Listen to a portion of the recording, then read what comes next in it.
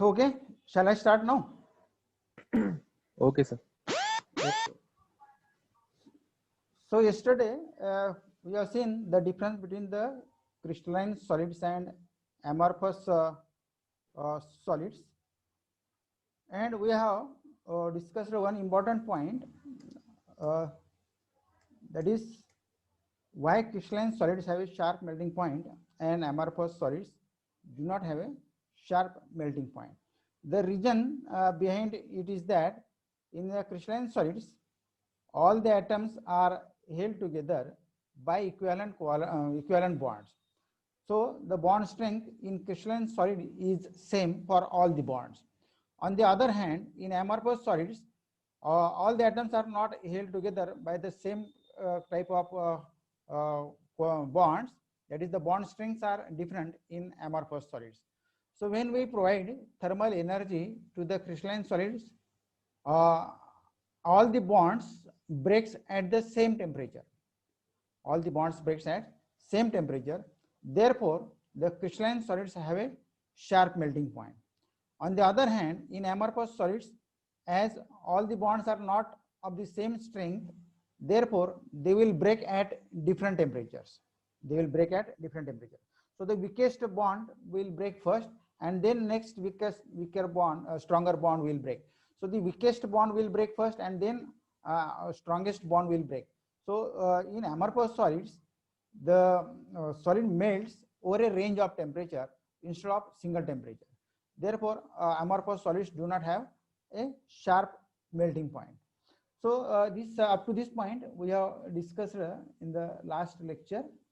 We have also seen the lattice. What is the lattice?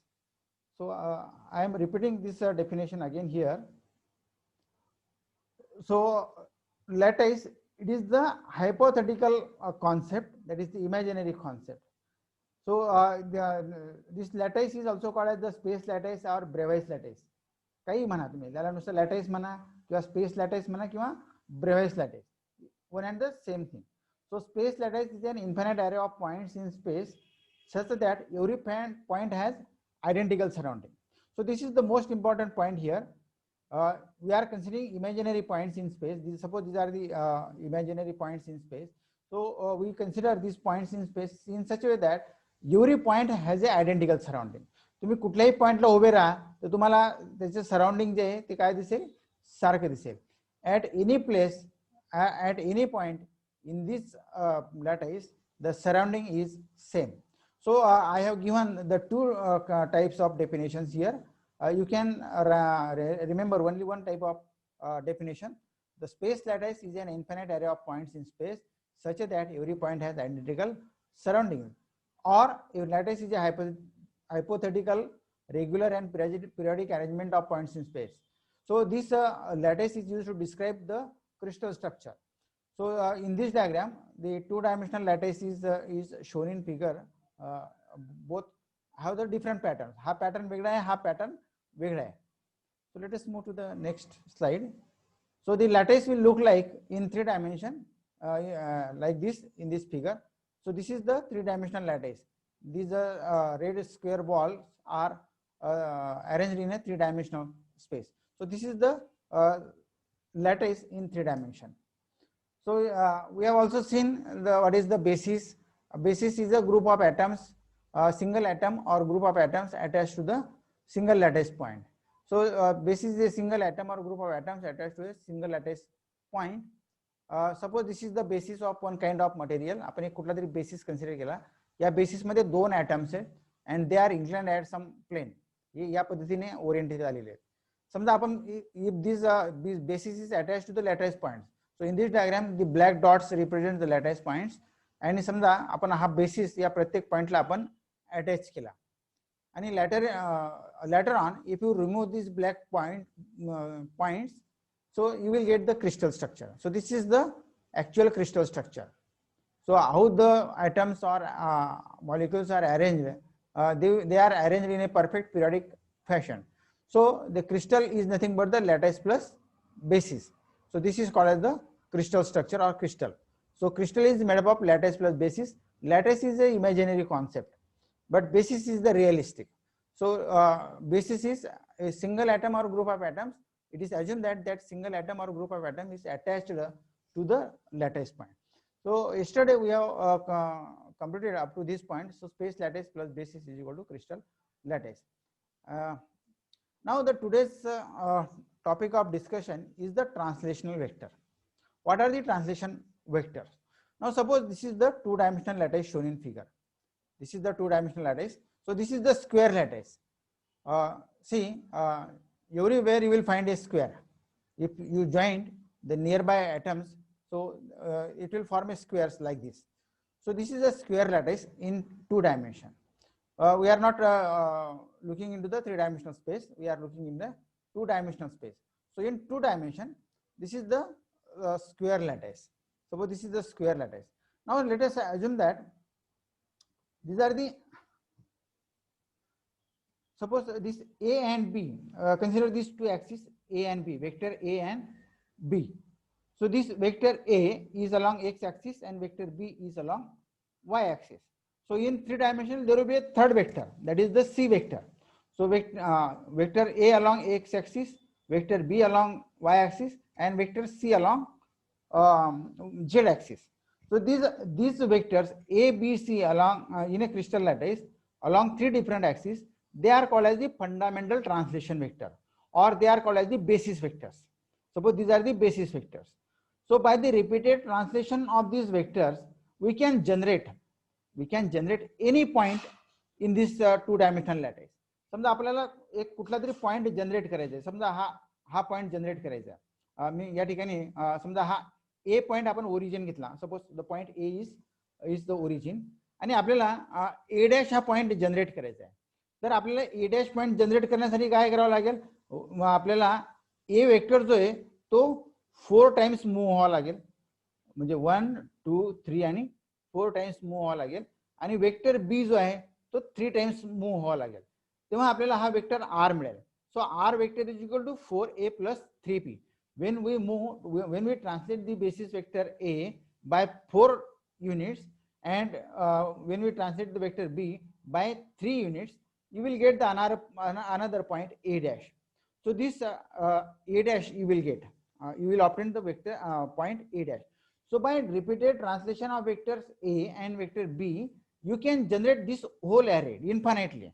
आपल्याला प्रत्येक point हा A आणि B चा पासून आपल्याला मिळत आहे. So here if there are three lattice parameters which describe this lattice. आता two distances म्हणजे A आणि B हे दोन डिस्टन्सेस आपण कन्सिडर केले आणि जर आपण हे डिस्टन्सेस A आणि B डिस्टन्स कन्सिडर केले तर A बार आणि B bar these are the fundamental translation vectors किंवा त्याला बेसिस वेक्टर्स पण म्हणतात. फंडामेंटल ट्रान्सलेशन वेक्टर्स और बेसिस वेक्टर्स. आणि या दोन बेसिस वेक्टर्स मध्ये जो अँगल आहे तो अल्फा आहे. सो इन दिस केस या लॅटिस मध्ये टू डायमेन्शनल लॅटिस मध्ये अल्फा जो आहे तो 90 डिग्री आहे because it is a square lattice. So this is a square lattice आणि या स्क्वेअर लॅटिसने आपल्याला म्हणजे आपण कुठलाही point by translating the vectors A bar and B bar we can generate any points in this square lattice. So this A bar and B bar, these are called as the fundamental translation vectors or basis vectors. आता हा R जो आहे हा झाला तुमचा translation vector. So R is the translation vector. So how the vector R is denoted? The R is equal to 4A plus 3B. Now 4A, if you assume A and B, these are equal, A is equal to B in magnitude, then this is A 4A plus 3B. R is equal to 4A plus 3B. That means when we translate the vector A by 4 units and we translate the vector B by 3 units, you will obtain the another point A dash. आपल्याला हा A dash हा point मिळाला आपल्याला. बरोबर. तसं तुम्ही कुठलाही point generate करू शकतात. समजा हा पॉइंट जनरेट करू शकतात, हा पॉइंट जनरेट करू शकतात, हा point. So by repeated translation of vectors A bar and B bar, you can produce the two-dimensional square lattice. तुम्हाला हा पूर्ण square infinite array of points आपल्याला मिळेल by repeated translation of vectors A bar and B bar. So this R vector R is called as the translation vector. Vector R is, so how this translation vector I is obtained? It is obtained by A plus B. समजा 3 dimension असेल तर A plus B plus C. But here this 4 3, what are the 4 3? तर इथे या ठिकाणी आपण 4 and 3 these are the integers. 3 आणि 4 हे काय आहेत? इंटिजर्स. हे काही असू शकतात. 1 2 3 4 5 6 7 8 9 10 11 any number can be there for these integers. तर मग जनरल इक्वेशन काय होईल, r is equal to n1 a plus n2 b plus n3 c. जर 3 डायमेन्शन आपण कन्सिडर केलं तर na plus n2 plus n3 a b and c, where n1 n2 n3 are the integers. So this is the translation vector for this lattice. R is equal to n1 a plus n2 b plus n2 n3 c is the translation vector for this square lattice, right? तर आपल्याला कुठलाही point या vectors A आणि बी ला आपल्याला translate करून आपल्याला generate करता येतो, बरोबर. तर आता मी एक स्मॉलेस्ट स्क्वेअर कन्सिडर केला या 2 डायमेन्शनल स्पेस मध्ये ABCD. ABCD is the smallest square किंवा स्मॉलेस्ट एरिया. आता हा जो स्मॉलेस्ट एरिया आहे, तर हा जो स्मॉलेस्ट एरिया आहे किंवा हा जो स्मॉलेस्ट फिगर आहे, that smallest area or that smallest figure, it is called as the unit cell. It is called as unit cell. म्हणजे what is the unit cell? आता आपल्याला नेक्स्ट कॉन्सेप्ट बघायचा आहे की what is unit cell. So unit cell is the smallest geometrical portion of a crystal lattice which when repeated again and again in different directions in space forms the entire lattice. आता तुम्ही बघा की हा ABCD हा एक आपण smallest geometrical figure घेतलेली आहे. It is the geometrical figure in 2 dimension. So the smallest geometrical portion of crystal lattice which when repeated again and again in different directions in space forms the entire crystal lattice. Now for example, in our house floor, see, look at the floor. So at the floor you have fitted the tiles. आपण tiles बसवलेले असतात. आता प्रत्येक tiles ही काय सारखी आहे. Every tiles is same as to the other. म्हणजे तो टाइल्सचा जो एरिया आहे तो जर आपण रिपीट केला तर संपूर्ण घर आपलं त्या ठिकाणी भरून गेलेलं असेल, बरोबर. So that tile in your house is the unit cell, 2 dimensional unit cell. It is the 2 dimensional unit cell. So when you repeat this 2 dimensional unit cell, it will fill up all the area. It will fill up all the area. म्हणजे संपूर्ण area ती व्यापून टाकेल जर ती आपण ती unit cell आपण रिपीट केली. ती टाइल्स जर आपण रिपीट केली तर संपूर्ण एरिया त्या स्ट्रक्चरचा काय होईल, फिलअप होईल, बरोबर. म्हणजे या ठिकाणी हा ABCD आपण हा जर एरिया स्मॉलेस्ट जॉमेट्रिकल पोर्शन जर घेतला तर याला जर आपण रिपीट केलं, इन द ब्ल्यू मध्ये बघा, हा ब्ल्यू कलर मध्ये ABCD मी हा एक स्मॉलेस्ट जॉमेट्रिकल पोर्शन कन्सिडर केलेला आहे. आणि पुढचे जे पोर्शन म्हणजे हा पोर्शन जर मी रिपीट केला, if I repeat this portion again and again, तर मला काय मिळेल, संपूर्ण स्ट्रक्चर मिळेल. I will get whole structure, बरोबर. तर जसं आता ट्रान्सलेशन वेक्टर्सने आपण ए आणि if the vector R is translated by 4a + 3b, जर वेक्टर आपण ट्रान्सलेट केला 4a + 3b तर आपल्याला दुसरी युनिट सेल मिळाली A', B', C' आणि D'. म्हणजे आपल्याला ABCD ची दुसरी कॉपी मिळाली A', B', C' आणि D', बरोबर. So when we repeat this smallest portion in 2 dimension, the whole portion can be filled up. तर मग what is the unit cell? The unit cell is the smallest geometrical portion of a crystal lattice which when repeated again and again in different directions in space forms the entire crystal lattice. म्हणजे या ठिकाणी ABCD काय आहे, तर ABCD is the smallest geometrical portion which when repeated in space fills up all the space. म्हणून ABCD is the unit cell. ABCD is the unit cell. आता या unit cell आपण जर कन्सिडर केलं तर आता हा प्रत्येक कॉर्नरला एक पॉइंट आहे.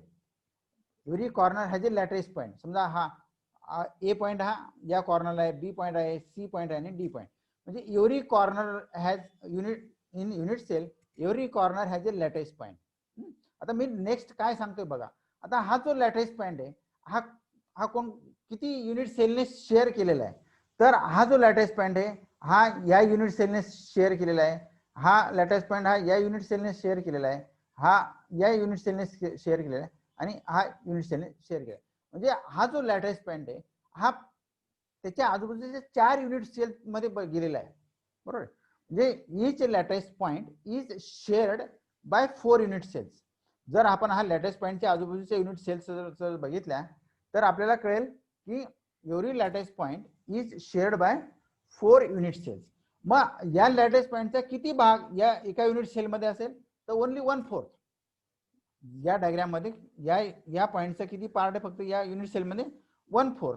म्हणजे आता या हा जो पॉइंट आहे it is shared by 4 unit cells. म्हणजे ए पॉइंट हा 4 युनिट सेलने शेअर केलेला आहे. बरोबर. म्हणजेच या पॉइंटचा किती भाग या युनिट सेल मध्ये फक्त 1/4. या पॉइंटचा किती भाग आहे फक्त 1/4. म्हणजे प्रत्येक कॉर्नर ॲटमचा 1/4 पार्ट हा या युनिट सेल मध्ये. बरोबर. मग जर आपण याचा हिशोब केला की या ए पॉइंटचा 1/4 पार्ट या पार्ट मध्ये, बी चा 1/4 पार्ट आहे, सी चा 1/4 पार्ट आहे, डी चा 1/4 पार्ट आहे. म्हणजे टोटल किती झालं मग 1/4 प्लस 1/4 प्लस 1/4 प्लस 1/4 म्हणजे 1 ॲटम 1 लॅटिस पॉइंट. म्हणजे काय झालं 1 लॅटिस पॉइंट. म्हणजे each unit cell contains 1 lattice point. Each unit cell total lattice points किती झाले मग 1. पुन्हा बघा की every lattice point is shared by 4 unit cells. म्हणजे एका पॉइंट या पॉइंटचा या सेल मध्ये किती पार्ट आहे फक्त 1/4 पार्ट आहे. म्हणजे प्रत्येक कॉर्नर ॲटम जर आपण कन्सिडर केला, समजा आपण कॉर्नरला एक ॲटम आहे असं जर आपण कन्सिडर केलं तर त्या ॲटमचा फक्त 1/4 पार्ट या युनिट सेल मध्ये. म्हणजे टोटल जर आपण करायला गेलं तर 1/4 प्लस 1/4 प्लस 1/4 प्लस 1/4 म्हणजे 1 ॲटम पर युनिट सेल हे आपल्याला एक असं आपल्याला दिसेल. बरोबर. So this is the smallest geometrical portion of a crystal lattice which when repeated again and again in different direction space it forms a entire crystal lattice. तर त्याला म्हणायचं युनिट सेल. तर या ठिकाणी ABCD is the unit cell, A', B', C' is the unit cell आणि R is the translation vector. R is the translation vector आणि A bar आणि B bar हे फंडामेंटल ट्रान्सलेशन वेक्टर किंवा basis translation vector. So when the unit cell ABCD is translated by vector R is equal to 4A plus 3B, you will get the another unit cell A dash, B dash, C dash and D dash. So you can fill the entire space by these unit cells. So this is ABCD or A dash, B dash, C dash are called as the unit cell. So this is the smallest geometrical portion when repeated in space fill up the entire space. आता हा झाला 2 dimensional concept. हा झाला 2 dimensional concept. तर 3 dimension मधली जी unit cell असेल, जी unit cell 3 dimension आपण कन्सिडर करणार तिला म्हणायचं primitive unit cell. It is called as primitive unit cell. तर मग प्रिमेटिव्ह युनिट सेलची डेफिनेशन काय असेल? तर मग primitive unit cell a 3-dimensional unit cell which contain lattice point at corners only and has minimum volume is called primitive unit cell.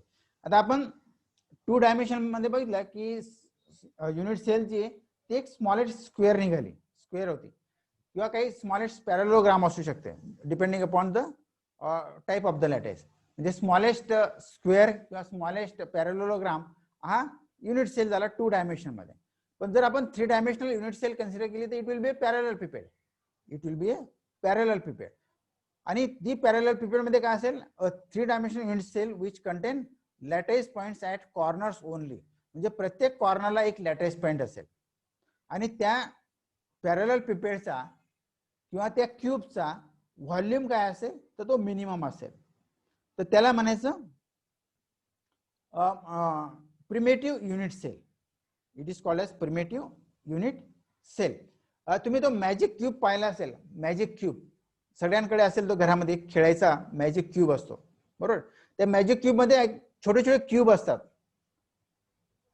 समजताय का मी काय बोलतोय ते? हो सर. हा. तर तो मॅजिक क्यूब मध्ये बघा छोटे छोटे क्यूब असतात.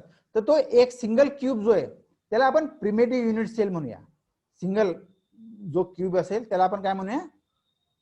Primitive unit cell. आता तो प्रिमेटिव्ह युनिट सेल म्हणजे त्याचा जो व्हॉल्यूम आहे तो काय असेल? स्मॉलेस्ट आहे. तो जो व्हॉल्यूम आहे तो काय असेल? स्मॉलेस्ट आहे. So minimum volume is called as the primitive unit. तर ही जी 3 dimensional unit cell which contain lattice points at corners, म्हणजे प्रत्येक कॉर्नरला आपण एक लॅटिस पॉइंट कन्सिडर केलेला आहे आणि त्याचा व्हॉल्यूम जो आहे तो मिनिमम आहे. कारण आपण 3 डायमेन्शनल केस कन्सिडर करतोय. 3 डायमेन्शनल मध्ये व्हॉल्यूम हा कॉन्सेप्ट येईल आणि 2 डायमेन्शन मध्ये एरिया हा कॉन्सेप्ट येईल. तर इन 2 डायमेन्शन मध्ये आपण त्याला युनिट सेल म्हणूया आणि 3 डायमेन्शनल मध्ये त्याला काय म्हणतात प्रिमिटिव्ह युनिट सेल. तर 3 dimensional unit cell which contains lattice points at corners only and has a minimum volume is called as the primitive unit cell. तर आपण आज फक्त हे दोनच कॉन्सेप्ट आपण लर्न करणार आहेत, एक युनिट सेल आणि एक primitive unit cell. Primitive unit cell is the concept in 3 dimension आणि unit cell is the concept in 2 dimension. आता ही जी युनिट सेल दाखवली ही तुम्हाला मी 2 डायमेन्शनल युनिट सेल दाखवली. This is the 2 dimensional unit cell. हा जो स्क्वेअर आहे हा 2 डायमेन्शनल आहे, बरोबर आहे. आणि याचा जो एरिया आहे तो काय असेल स्मॉलेस्ट आहे, बरोबर, म्हणजे स्मॉलेस्ट पोर्शन. आणि हा पोर्शन जर आपण रिपीट केला तर आपल्याला ही एंटायर स्पेस फिलअप होताना दिसेल. जसं तुम्ही ते मॅजिक स्क्वेअर मध्ये छोटासा एक तो जो मोठा क्यूब तयार झालेला आहे तो कशापासून तयार झालेला आहे तर त्या छोट्या छोट्या क्यूब पासून तयार झालेला आहे. तो जो छोटा क्यूब आहे त्याचा व्हॉल्यूम काय आपण मिनिमम व्हॉल्यूम कन्सिडर करूया. That is the minimum volume. And that minimum volume when we repeat it in the space it fills up the entire space. जर आपण आणखी त्याला ते छोटे छोटे क्यूब जोडले तर आपल्याला तो क्यूब पुन्हा मोठा करता येईल, बरोबर. म्हणजे एंटायर क्रिस्टल स्ट्रक्चर और entire space can be generated by using that smallest volume element. So the unit cell in 3 dimension it is called as the primitive unit cell and unit cell in 2 dimension it is called as the unit cell. So remember these are the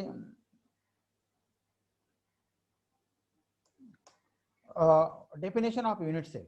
The smallest geometrical portion of a crystal lattice which when repeated again and again in different directions in space forms the entire lattice. आणि primitive मध्ये आपण 3 dimensional unit sale म्हणजे एक cube consider करा. Cube जो आहे त्या क्यूबला आपण काय म्हणूया प्रिमिटिव्ह युनिट सेल. आणि 3 dimensional unit cell which contains lattice points at corners only. आता आपण कॉर्नर्सचा जर विचार केला क्यूब मध्ये तर प्रत्येक कॉर्नर ॲटम हा it is shared by 8 unit cells. It is shared by 8 unit cell. म्हणून एका कॉर्नर ॲटमचा त्या युनिट सेल मध्ये जो पोर्शन असेल तो फक्त 1/8 असेल. आता जर क्यूब म्हटला तर त्याला 8 कॉर्नर्स आहेत. मग प्रत्येक कॉर्नरचा 1/8 पार्ट जर आपण कन्सिडर केला तर एका युनिट सेल मध्ये एकच ॲटम आपल्याला दिसेल. There will be only 1 atom per unit cell. आपण हे नेक्स्ट आर्टिकल मध्ये बघणार आहोत. पण remember only so the primitive unit cell contains only 1 point per unit cell. You have only 1 atom per unit cell. Remember, primitive unit cell contains only 1 atom per unit cell and there are atoms at the corners of the unit cell. Primitive unit cell मध्ये सेंटरला item नसेल, फक्त कुठे असेल तर कॉर्नरला atoms असतील, बरोबर. म्हणून त्याला आपण 3 dimensional unit cell which contain lattice points at corners only and has a minimum volume is called as the primitive unit cell. So today the point of discussion was only these 2 points, unit cell आणि primitive unit cell. याच्यावर कोणाला काही questions असतील तर विचारा. आपला time गेलेला आहे. क्लियर है सर.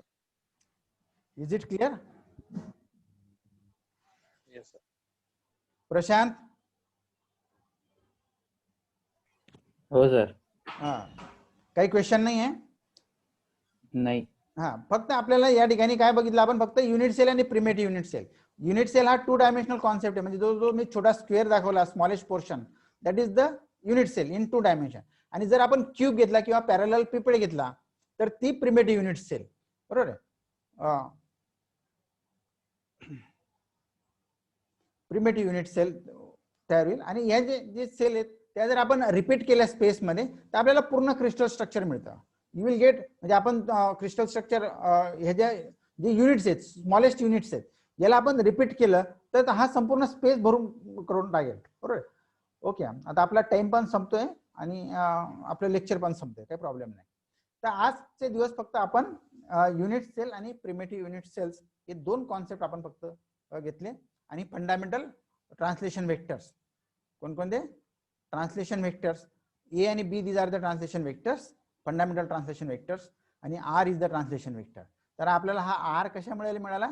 तर मी इथे जनरल इक्वेशन लिहिलेलं नाहीये. जनरल इक्वेशन मी तुम्हाला नोट्स मध्ये देणार आहे. General equation R is equal to n1a plus n2b plus n3c, where n1 n2 n3 are integers. बरोबर. तर हा ए आणि बी याला म्हणतात फंडामेंटल ट्रान्सलेशन वेक्टर्स किंवा बेसिस वेक्टर्स.